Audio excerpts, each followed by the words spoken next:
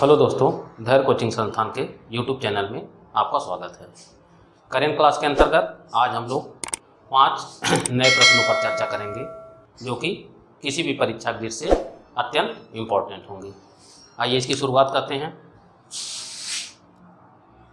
पहला प्रश्न जो आपके स्क्रीन पे दिख रहा होगा कि अभी हाल ही में किस राज्य की सरकार ने अपने यहाँ विधान परिषद के गठन का निर्णय किया है। किस राज्य की सरकार ने अपने यहाँ विधान परिषद के गठन का निर्णय किया है। इसका उत्तर होगा पश्चिम बंगाल।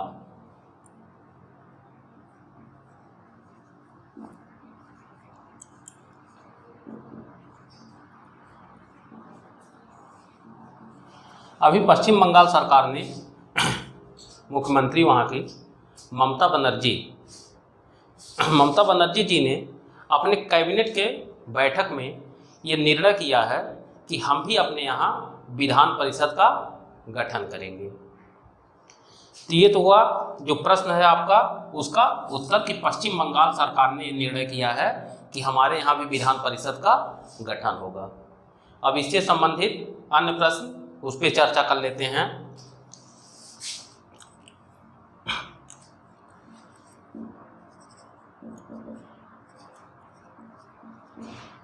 विधानमंडल जैसे केंद्र में होता है संसद,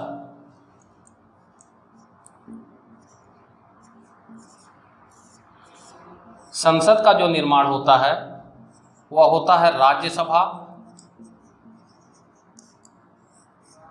लोकसभा और राष्ट्रपति।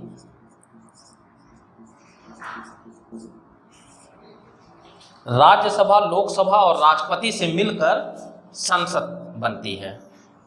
ठीक, राज्यसभा जो होता है इसे कहते हैं उच्च सदन, लोकसभा को कहा जाता है निम्न सदन। राज्यसभा एक अस्थायी संस्था है जिसका कभी विघटन नहीं होता और इसके सदस्यों का जो कार्यकाल होता है वो 6 वर्ष का होता है। लोकसभा निम्न सदन है और इसका कार्यकाल जो होता है 5 वर्ष होता है और 5 वर्ष के पहले भी या तो प्रधानमंत्री मंत्रिपरिषद के सलाह पर राष्ट्रपति द्वारा इसे भंग कर दिया जाता है या तो अविश्वास प्रस्ताव की स्थिति में ये भंग हो जाता है। तो इसके सदस्यों का जो कार्यकाल होता है यह 5 वर्ष होता है और इसके सदस्यों का कार्यकाल 6 वर्ष होता है। इसके सदस्य 2 वर्ष पे 1/3 सदस्य पदमुक्त हो जाते हैं। ठीक, सेम यही संरचना द्विसदनी व्यवस्था जब किसी राज्य में होता है तो वहां पर विधानमंडल का निर्माण होता है जिसमें होते हैं विधान परिषद,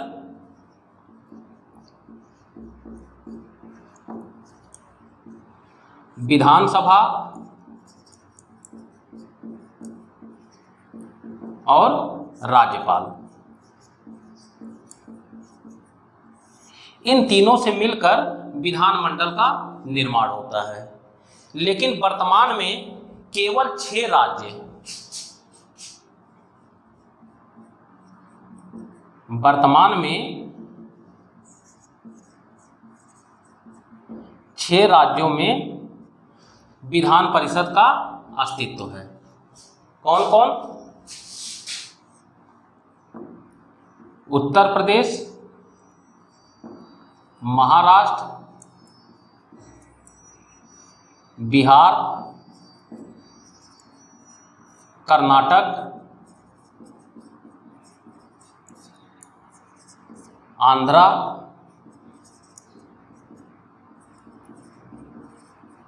और नंबर 6 तेलंगाना।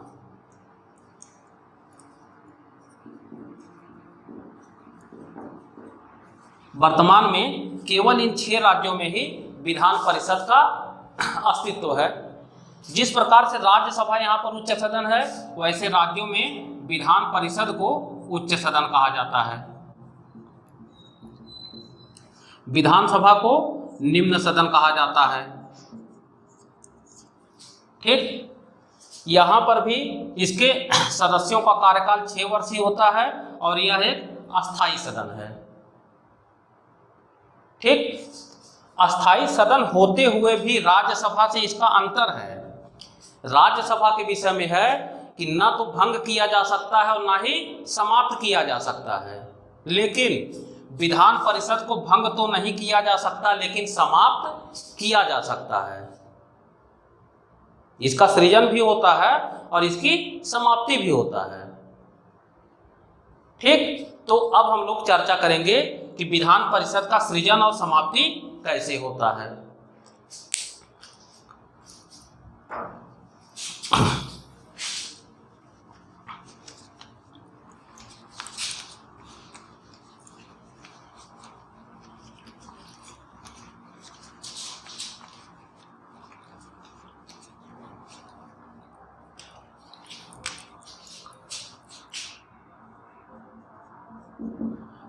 आर्टिकल 169,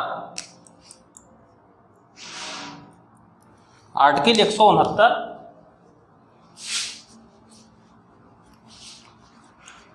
169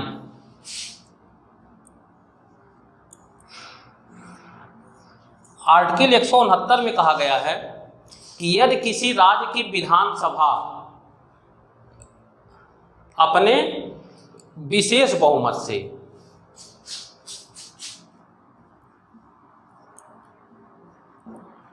विशेष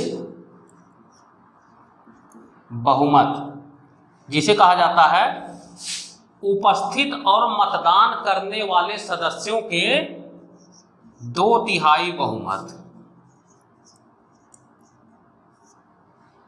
ठीक, अगर किसी राज्य की जो विधानसभा है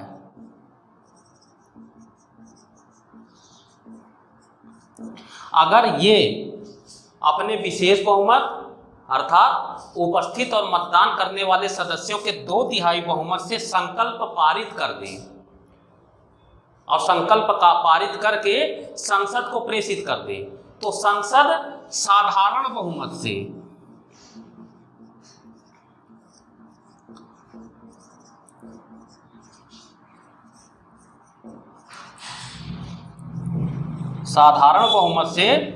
उस राज्य में, जिस राज्य की विधानसभा के द्वारा वह प्रस्ताव भेजा गया है, उस राज्य में विधान परिषद का सृजन भी कर सकती है और समाप्ति भी कर सकती है, उसका उत्सादन भी कर सकती है।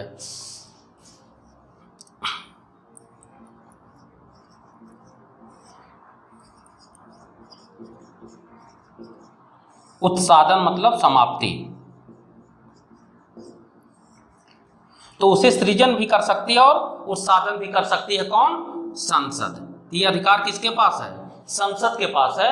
लेकिन संसद को यह अधिकार तभी प्राप्त होता है जब संबंधित राज्य का विधान सभा जो है विशेष बहुमत से एक संकल्प पारित करके उससे कहती है। तो ऐसे कंडीशन में संसद उस राज्य में विधान परिषद का सृजन कर सकती है और अगर पहले से अस्तित्व में है तो उसकी समाप्ति भी कर सकता है। तो अभी पश्चिम बंगाल सरकार ने यह निर्णय किया है कि हम भी एक संकल्प पारित करके संसद से अनुरोध करेंगे कि हमारे यहाँ विधानसभा के साथ साथ विधान परिषद का भी गठन कर दिया जाए, अर्थात द्विसदनी व्यवस्था लागू हो जाएगी। अगर ऐसा होता है तो संख्या 6 से बढ़ के 7 हो जाएगी। तो अभी ये निर्णय हुआ है, ऐसा कोई संकल्प पारित नहीं हुआ है। ठीक। और आर्टिकल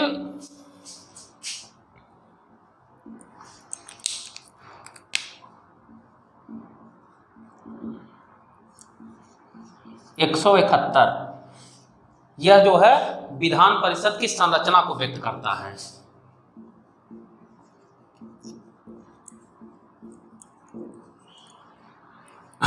संरचना,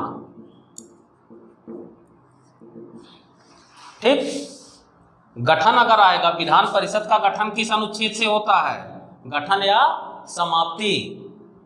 विधान परिषद का गठन या समाप्ति किस अनुच्छेद के द्वारा होता है? तो आपको लगाना है 169, और संरचना या उसके सदस्यों की संख्या पूछे तब लगाना है आर्टिकल 171।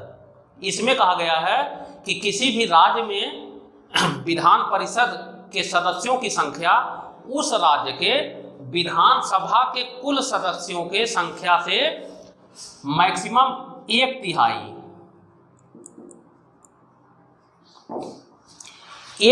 से अधिक नहीं हो सकती। अर्थात अगर किसी राज्य में विधानसभा में अगर 100 सदस्य हैं, विधानसभा में 100 सदस्य हैं, तो क्लियर है कि विधान परिषद में वहां पर होंगे 33 सदस्य। 1/3 से अधिक नहीं हो सकते। लेकिन एक शर्त यह भी है कि किसी भी कंडीशन में विधान परिषद के सदस्यों की मिनिमम संख्या 40 से कम नहीं होगी। तो 1/3 से अधिक नहीं हो सकता और 40 से कम भी नहीं हो सकता। ठीक, ये आर्टिकल 171 में ऐसा कहा गया है। तो अगर प्रश्न आ जाए कि गठन किस अनुच्छेद से होता है, तो 169, और अधिकतम संख्या कितनी हो सकती है, तो विधानसभा के कुल सदस्यों के 1/3 से अधिक नहीं हो सकती, और मिनिमम 40 से कम नहीं। ठीक, ये हुआ इससे संबंधित अन्य प्रश्न। आइए नेक्स्ट प्रश्न पे चर्चा करते हैं।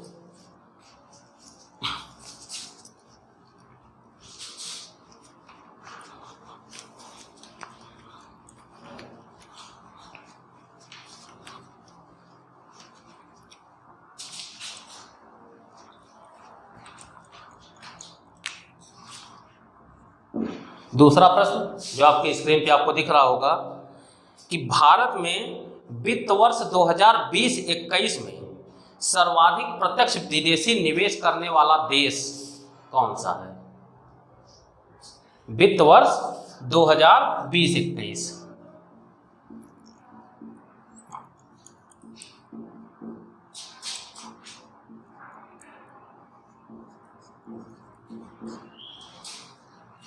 इस वित्त वर्ष में सर्वाधिक प्रत्यक्ष विदेशी निवेश करने वाला देश कौन सा है? इसका उत्तर है नंबर 1 पे लगाएंगे सिंगापुर, नंबर 2 पे संयुक्त राज्य अमेरिका, और नंबर 3 पे है इस समय मॉरिशस।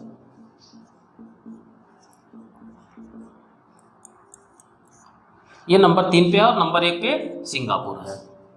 ठीक, तो अगर आ जाए कि वित्त वर्ष 2020-21 में सबसे अधिक प्रत्यक्ष विदेशी निवेश किस देश से प्राप्त हुआ है, तो भारत को सबसे अधिक प्रत्यक्ष विदेशी निवेश सिंगापुर से प्राप्त हुआ है। अन्य प्रश्नों पर भी चर्चा कर लेते हैं। इस बार जो वित्त वर्ष 2020-21 के लिए प्रत्यक्ष विदेशी निवेश हुआ है वह है वित्त वर्ष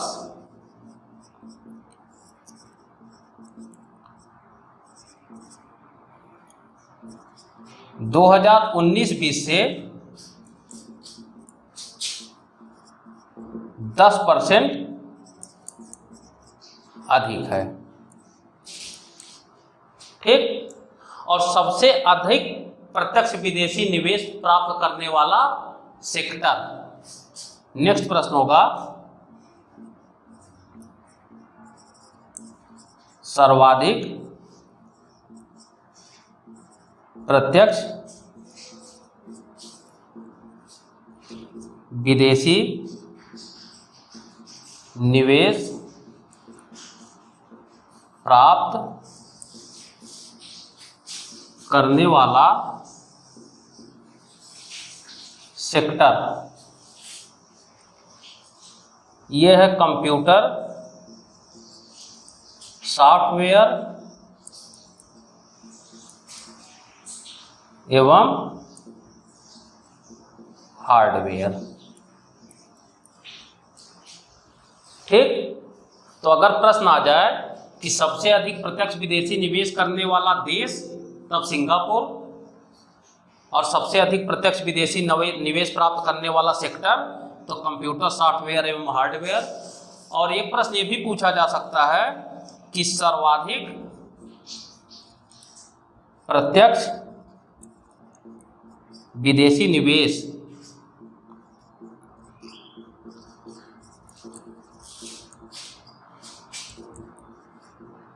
प्राप्त करने वाला राज्य, तब आपको लगाना है उत्तर में गुजरात। सबसे अधिक प्रत्यक्ष विदेशी निवेश भारत के गुजरात राज्य को प्राप्त हुआ है, वह भी कंप्यूटर सॉफ्टवेयर एवं हार्डवेयर के लिए प्राप्त हुआ है। और सबसे अधिक प्रत्यक्ष विदेशी निवेश करने वाला राज्य सिंगापुर है।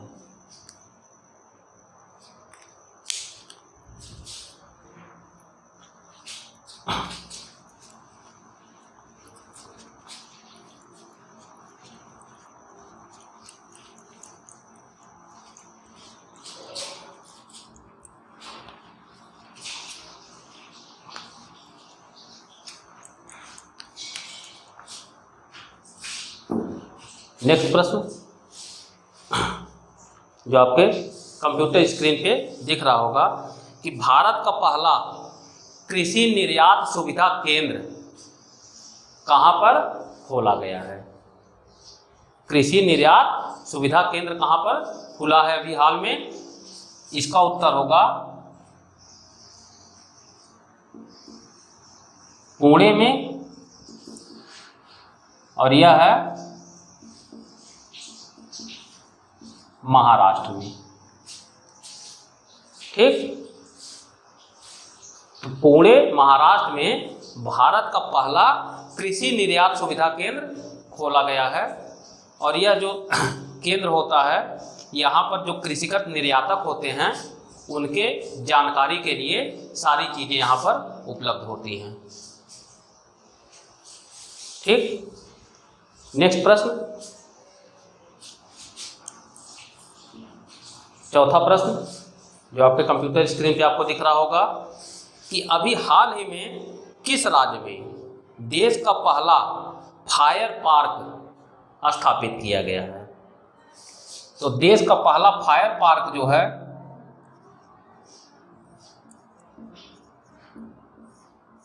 यह जो है उड़ीसा राज्य के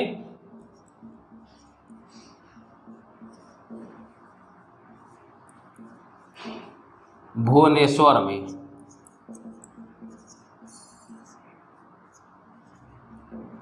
उड़ीसा राज्य के भुवनेश्वर में स्थापित किया गया है।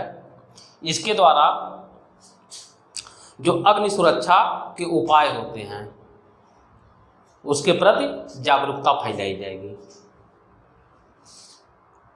ठीक, नेक्स्ट प्रश्न, पांचवा और अंतिम प्रश्न,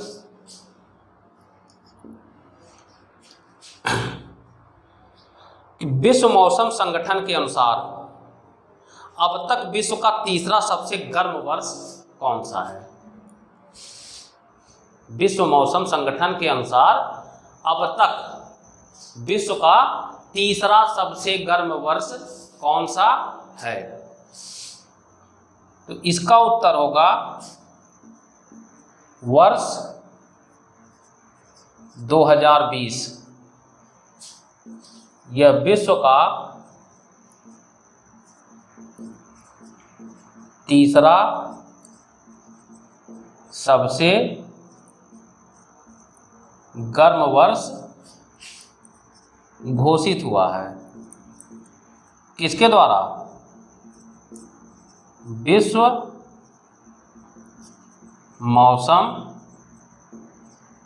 संगठन के अनुसार। ठीक, तो विश्व मौसम संगठन ने कहा कि वर्ष 2020 अब तक का तीसरा सबसे गर्म वर्ष है। ठीक, तो इसका मतलब है कि पहला और दूसरा भी पूछा जा सकता है।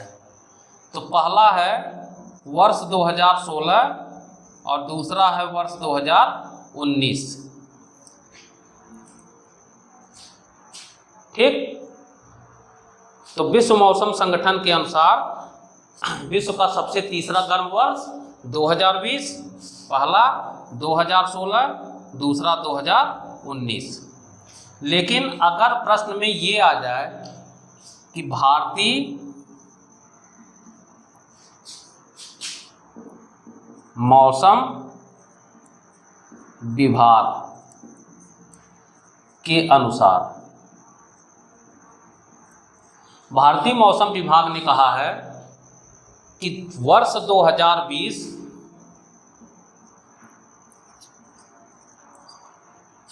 देश का 8वां सबसे गर्म वर्ष रहा है। तो भारतीय मौसम विभाग ने 2020 को 8वां सबसे गर्म वर्ष माना है अपने देश के लिए, भारत के लिए। तो अगर भारतीय मौसम विभाग के अनुसार आएगा तो 2020 8वां सबसे गर्म वर्ष लगेगा, और विश्व मौसम संगठन के अनुसार आएगा तो 2020 तीसरा सबसे गर्म वर्ष होगा। इसे ध्यान में रखिएगा कि भारतीय मौसम विभाग के द्वारा प्रश्न पूछा जा रहा है कि विश्व मौसम संगठन के अनुसार। ये हुआ आज के 5 प्रश्नों की श्रृंखला, जो कि महत्वपूर्ण प्रश्नों पर चर्चा किया गया है, और उससे संबंधित अन्य जो जीके के प्रश्न बन सकते थे उस पर भी हम लोग चर्चा किए हैं।